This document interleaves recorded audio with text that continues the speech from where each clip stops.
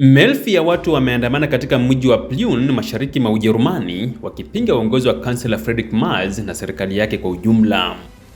Waandamanaji wametaka Merz ajiuzulu mara moja, wakidai pia serikali yake iondoke madarakani na uchaguzi mpya uitishwe mara moja. Maandamano haya yameambatana na uwepo mkubwa wa polisi wa kutuliza ghasia ambao wamekuwa wakisindikiza na kudhibiti makundi ya waandamanaji katika maeneo mbalimbali ya mji. Waandamanaji wanakosoa serikali ya Merz kuhusu masuala mbalimbali ya ndani yakiwemo gharama za maisha na nishati, sera za serikali pamoja na mwelekeo wa kisiasa wa nchi.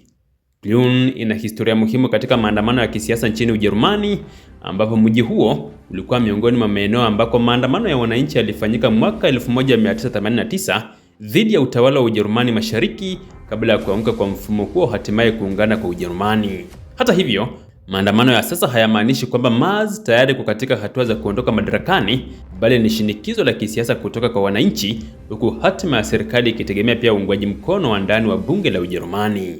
Maandamano hayo yanaonyesha kwamba serikali ya Merz inakabiliwa na upinzani mkubwa kutoka kwa baadhi ya wananchi, huku waandamanaji wakiendelea kushinikiza mabadiliko ya kisiasa nchini Ujerumani.